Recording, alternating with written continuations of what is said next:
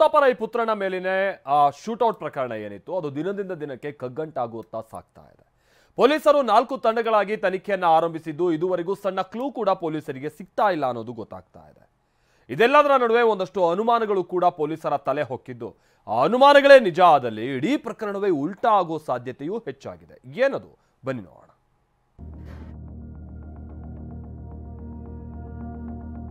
ಮಾಜಿ ಡಾನ್ ಮುತ್ತಪರೈ ಪುತ್ರ ರಿಕ್ಕಿ ರೈ ಮೇಲೆ ನಡೆದ ಶೂಟೌಟ್ ಪ್ರಕರಣ ದಿನ ದಿನಕ್ಕೂ ಹೊಸ ಟ್ವಿಸ್ಟ್ ಪಡೆದುಕೊಳ್ತಿದೆ. ಪೊಲೀಸರ ಪಾಲಿಗೆ ಕಗ್ಗಂಟಾಗಿರುವ ಪ್ರಕರಣದ ಸಣ್ಣ ಸುಳಿವು ಕೂಡ ಇದುವರೆಗೂ ಸಿಕ್ಕಿಲ್ಲ. 4 ಡಿವೈಎಸ್ಪಿಗಳ ನೇತೃತ್ವದಲ್ಲಿ 4 ವಿಶೇಷ ತಂಡಗಳನ್ನು ರಚಿಸಿ ಪೊಲೀಸರು ತನಿಖೆ ಮುಂದುವರಿಸಿದ್ದಾರೆ. ಆದರೆ ಪ್ರಕರಣದ ತನಿಖೆ ತೀವ್ರ ಸ್ವರೂಪ ಪಡೆದುಕೊಳ್ಳುತ್ತಿದ್ದಂತೆಯೇ ಒಂದಷ್ಟು ಅನುಮಾನಗಳು ಪೊಲೀಸರನ್ನ ಕಾಡತೊಡಗಿದ್ದು ಇಡೀ ಪ್ರಕರಣಕ್ಕೆ ಬಹುದೊಡ್ಡ ತಿರುವು ಸಿಗುವ ಸಾಧ್ಯತೆ ಇದೆ. ರಿಕ್ಕಿ ರೈ ಮೇಲೆ ಫೈರಿಂಗ್ ಪ್ರಕರಣದಲ್ಲಿ ಟ್ವಿಸ್ಟ್ ಮೇಲೆ ಟ್ವಿಸ್ಟ್. ಫೈರ್ ಮಾಡಿದ್ದು ನಿಜವಾದ ಶತ್ರುಗಳ ಅಥವಾ ಫೇಕ್ ಫೈರಿಂಗಾ? ಪ್ರಿಯ ವೀಕ್ಷಕರೇ, ರಿಕ್ಕಿ ರೈ ಮೇಲೆ ಫೈರಿಂಗ್ ನಡೆದು ದಿನಗಳೇ ಉರುಳಿದ್ರು ಸಣ್ಣ ಕ್ಲೂ ಕೂಡ ಸಿಗದೇ ಇದ್ದಾಗ ಪೊಲೀಸರ ತನಿಖೆಯ ಸ್ವರೂಪವೇ ಬದಲಾಗಿದೆ. ಪೊಲೀಸರು ದೂರುದಾರರು ಕೊಟ್ಟ ಹೆಸರಿನವರನ್ನಷ್ಟೇ ವಿಚಾರಣೆ ನಡೆಸುತ್ತಿಲ್ಲ, ಬದಲಾಗಿ ರಿಕ್ಕಿ ರೈ ಆಪ್ತರನ್ನು ವಿಚಾರಣೆ ನಡೆಸುತ್ತಿದ್ದಾರೆ. ಯಾವಾಗ ರಿಕ್ಕಿ ರೈ ಗನ್ ಮ್ಯಾನ್ ಮನ್ನಪ್ಪ ವಿಠಲ್ನನ್ನ ಬಿಡದಿ ಪೊಲೀಸರು ವಿಚಾರಣೆಗೆ ಒಳಪಡಿಸಿದ್ರು, ಮನ್ನಪ್ಪ ಎದೆನೋವು ಕಾಣಿಸಿಕೊಂಡು ಆಸ್ಪತ್ರೆ ಸೇರಿದ್ದಾರೆ. ಇನ್ನು ಮೋಟಿವ್ ಬಗ್ಗೆ ನಮಗಿನ್ನೂ ಪೂರ್ಣ ಪ್ರಮಾಣದ ಮಾಹಿತಿ ಬಂದಿಲ್ಲ, ಅದನ್ನು ನಾವು ಚೆಕ್ ಮಾಡ್ತಾ ಇದ್ದೀವಿ. ಏನು ಅವರ ಬಾಡಿ ಗಾರ್ಡ್ಸ್ಗಳಿದ್ರು ಅಲ್ಲಿ ಘಟನೆ ನಡೆದಂಥ ಸಮಯದಲ್ಲಿ ಅಲ್ಲಿ ಅವರು ಕೂಡ ಏರ್ ಫೈರ್ ಮಾಡಿದ್ದಾರೆ. ಅದ್ರ ಸಂಬಂಧಿತವಾಗಿ ಏನು ಬಾಡಿ ಗಾರ್ಡ್ಸ್ಗಳದ್ದು ಗನ್ ಇದೆ ಅದನ್ನು ನಾವು ವಶಕ್ಕೆ ಪಡೆದುಕೊಂಡು ಅದು ಫರ್ದರ್ ತನಿಖೆಗೆ ಒಳಪಡಿಸಿದ್ವಿ. ನಿನ್ನೆ ವಿಚಾರಣೆ ಮಾಡುವಂಥ ಸಮಯದಲ್ಲಿ ಅವರಿಗೆ ಹುಷಾರು ತಪ್ಪಿದ್ರಿಂದ ಅವರು ಹಾಸ್ಪಿಟಲೈಸ್ ಆಗಿದ್ದಾರೆ. ನಿನ್ನೆ ವಿಚಾರಣೆ ವೇಳೆ ಎದೆನೋವು ಕಾಣಿಸಿಕೊಂಡಿದ್ರಿಂದ ಮನ್ನಪ್ಪಗೆ ಸ್ಥಳೀಯ ಆಸ್ಪತ್ರೆಗೆ ದಾಖಲಿಸಿ ಚಿಕಿತ್ಸೆ ನೀಡಲಾಗುತ್ತಿದೆ. ಇದರ ನಡುವೆ ರಿಕ್ಕಿ ರೈಯ 3 ಗನ್ಮ್ಯಾನ್ಗಳನ್ನ ವಿಚಾರಣೆ ನಡೆಸಿರುವ ಪೊಲೀಸರಿಗೆ ಇಡೀ ಘಟನಾವಳಿಯ ಸುತ್ತವೇ ಅನುಮಾನ ಶುರುವಾಗಿದೆ. ಅದಕ್ಕೆ ಕಾರಣ 3 ಗನ್ಮ್ಯಾನ್ಗಳ ವ್ಯತಿರಿಕ್ತ ಹೇಳಿಕೆ. ವಿಚಾರಣೆ ವೇಳೆ 3 ಗನ್ಮ್ಯಾನ್ಗಳು ಒಬ್ಬರಿಗೊಬ್ಬರು ಭಿನ್ನವಾಗಿ ಉತ್ತರಿಸಿರುವುದೇ ಪೊಲೀಸರ ಅನುಮಾನಕ್ಕೆ ಕಾರಣವಾಗಿದೆ. ಅಲ್ಲದೆ ರಿಕ್ಕಿ ರೈ ಮನೆಯಲ್ಲಿ ಪರಿಶೀಲನೆ ವೇಳೆ ಸಿಕ್ಕಿರುವ ಗನ್ ಹಾಗೂ ಬುಲೆಟ್ಗಳು ಬೇರೆಯದ್ದೇ ಸುಳಿವು ಕೊಟ್ಟಿದೆ. ಹೀಗಾಗಿ ರಿಕ್ಕಿ ರೈ ತಾವೇ ಸೆಲ್ಫ್ ಅಟ್ಯಾಕ್ ಮಾಡಿಕೊಂಡು ಕತೆ ಕಟ್ಟಿದ್ರ ಅನ್ನೋ ಅನುಮಾನ ಪೊಲೀಸರಿಗೆ ಶುರುವಾಗಿದೆ.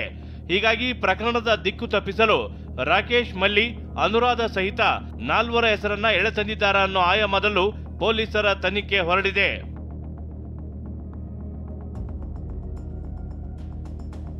ಖಾಲಿ ಕಾಟ್ರೇಜ್, ಡಮ್ಮಿ ಮೊಬೈಲ್, ಪೊಲೀಸರ ದಿಕ್ಕು ತಪ್ಪಿಸಿದ್ರ ಆರೋಪಿಗಳು.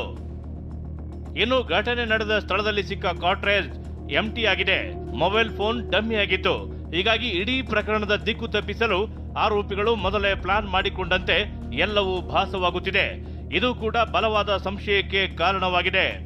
ಏನು ಎಂಟಿ ಕಾಟ್ರೇಜ್ ಸಿಕ್ಕಿತ್ತು ಅದನ್ನು ಅಲ್ಲೇ ನೀಟಾಗಿ ಇಟ್ಟಿದ್ರು, ಜೊತೆಗೆ ಒಂದು ಡಮ್ಮಿ ಮೊಬೈಲ್ ಫೋನ್ ಇಟ್ಟಿದ್ರು. ಅದ್ರ ಬಗ್ಗೆ ನಮ್ಗೆ ಇನ್ನೂ ಹೆಚ್ಚಿನ ಮಾಹಿತಿ ಬರಬೇಕಾಗಿದೆ. ಯಾಕೆಂದರೆ ಅದನ್ನು ನೀಟಾಗಿ ಜೋಡಿಸಿ ಹೋಗಿದ್ರಿಂದ ಅದ್ರ ಬಗ್ಗೆ ನಾವು ಇನ್ನೂ ಮಾಹಿತಿಯನ್ನು ಕಲೆ ಹಾಕಬೇಕಾಗಿದೆ. ಇನ್ನು ಪೊಲೀಸರ ಅನುಮಾನಗಳಿಗೆ ಸ್ಪಷ್ಟೀಕರಣ ಕೊಟ್ಟ ರಿಕ್ಕಿ ರೈ ಪರ ವಕೀಲ ನಾರಾಯಣ ಸ್ವಾಮಿ, ರಿಕ್ಕಿ ರೈ ಯಾಕೆ ತನ್ನನ್ನ ತಾನು ಹಾರ್ಮ್ ಮಾಡಿಕೊಳ್ತಾನೆ ಅಂತ ಪ್ರಶ್ನಿಸಿದ್ದಾರೆ. ಎಲ್ಲೋ ಒಂದು ಕಡೆ ರಿಕ್ಕಿ ರೈಗೆ ತನ್ನನ್ನು ತಾನು ಹಾರ್ಮ್ ಮಾಡಿಕೊಂಡು ಜೀವ ಕಳ್ಕೊಳ್ಳೋದಕ್ಕೆ ಇಷ್ಟನಾ? ಒಬ್ಬ ಮನುಷ್ಯನ ಮಾತನ್ನು ಕೇಳ್ಬೋದು, ಯಾವ ಬುಲೆಟ್ ಕೂಡ ಯಾರ ಮಾತನ್ನು ಕೇಳಲ್ಲ.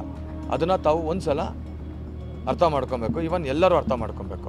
ಇವಾಗ ಹಂಗೂ ಅವ್ರು ಏನೋ ಒಂದು ಕ್ರಿಯೇಟ್ ಮಾಡಬೇಕು ಸೀನ್ ಅನ್ನೋದೇ ಆಗಿದೆ. ಅವ್ರು ಫಾರ್ಚುನರ್ ಕಾರಲ್ಲಿ ಹೋಗೋದ್ರ ಬದಲು ಅವ್ರು ಬುಲೆಟ್ ಪ್ರೂಫ್ ಕಾರಲ್ಲಿ ಹೋಗ್ಬಿಟ್ಟು ಏನೋ ಒಂದು ಇನ್ಸಿಡೆಂಟ್ ನಡೆಸಿತು ಅಂತ ಹೇಳಿ ಒಂದು ಪೊಲೀಸ್ ಕಂಪ್ಲೇಂಟ್ ಕೊಟ್ಟು ಫಾಲ್ಸ್ ಆಗಿ ಮಾಡ್ಬೋದಾಗಿತ್ತು. ಡಿಕೆ ಶಿವಕುಮಾರ್ ಭೇಟಿಯಾದ ರಿಕ್ಕಿ ಸಹೋದರ ರಿಕ್ಕಿ ರೈ ಮೇಲೆ ಫೈರಿಂಗ್ ಪ್ರಕರಣ ತನಿಖೆ ಚುರುಕು ಪಡೆಯುತ್ತಿದ್ದಂತೆ ಈತ ಸಹೋದರ ರಾಕಿ ರೈ ಅಲರ್ಟ್ ಆಗಿದ್ದಾರೆ. ಇಂದು ನೇರವಾಗಿ ಡಿಕೆ ಶಿವಕುಮಾರ್ ನಿವಾಸಕ್ಕೆ ಭೇಟಿಯಾದ ರಾಕಿ ರೈ ಮಾತುಕತೆ ನಡೆಸಿದ್ರು. ಶಿವಾನಂದ ಸರ್ಕಲ್ ಬಳಿಯ ಡಿಕೆ ಶಿವಕುಮಾರ್ ನಿವಾಸಕ್ಕೆ ಮಂಗಳೂರು ಕಾಂಗ್ರೆಸ್ ಮುಖಂಡ ಮಿಥುನ್ ರೈ ಹಾಗೂ ಜಯ ಕರ್ನಾಟಕ ಸಂಘಟನೆಯ ಗುಣರಂಜನ್ ಶೆಟ್ಟಿ ಜೊತೆಗೆ ರಾಕಿ ರೈ ಆಗಮಿಸಿ ಅರ್ಧ ಗಂಟೆ ಕಾಲ ಮಾತುಕತೆ ನಡೆಸಿದ್ರು. ಪ್ರಕರಣದಿಂದ ಕೈ ಬಿಡುವಂತೆ ಕೋರ್ಟ್ ಮೊರೆ, ಅನುರಾಧಗೆ ರಿಲೀಫ್. ಇನ್ನು ಪ್ರಕರಣದಲ್ಲಿ ಏಟು ಆಗಿದ್ದ ಮುತ್ತಪರೈ ಪತ್ನಿ ಅನುರಾಧ ಘಟನೆಗೂ ತನಗೂ ಸಂಬಂಧ ಇಲ್ಲ, ಪ್ರಕರಣದಿಂದ ತಮ್ಮ ಹೆಸರನ್ನ ಕೈಬಿಡುವಂತೆ ಕೋರಿ ಹೈಕೋರ್ಟ್ಗೆ ಅರ್ಜಿ ಸಲ್ಲಿಸಿದ್ರು. ಅನುರಾಧ ವಿರುದ್ಧ ಬಲವಂತದ ಕ್ರಮ ಕೈಗೊಳ್ಳದಂತೆ ಕೋರ್ಟ್ ಮಧ್ಯಂತರ ಆದೇಶ ಹೊರಡಿಸಿದೆ. ಹೀಗಾಗಿ ಸದ್ಯಕ್ಕೆ ಅನುರಾಧಾಗೆ ರಿಲೀಫ್ ಸಿಕ್ಕಿದೆ.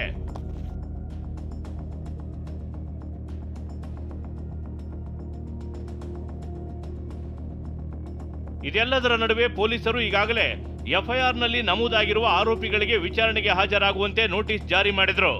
ಹೀಗಾಗಿ ಪ್ರಕರಣದ A1 ಆರೋಪಿ ರಾಕೇಶ್ ಮಲ್ಲಿ ತಮ್ಮ ವಕೀಲರ ಜೊತೆ ಬಿಡದಿ ಠಾಣೆಗೆ ಹಾಜರಾಗಿದ್ದು ಮಲ್ಲಿ ವಿಚಾರಣೆಯನ್ನ ಖುದ್ದು SP ಶ್ರೀನಿವಾಸ್ ಗೌಡ ನಡೆಸಿದ್ದಾರೆ.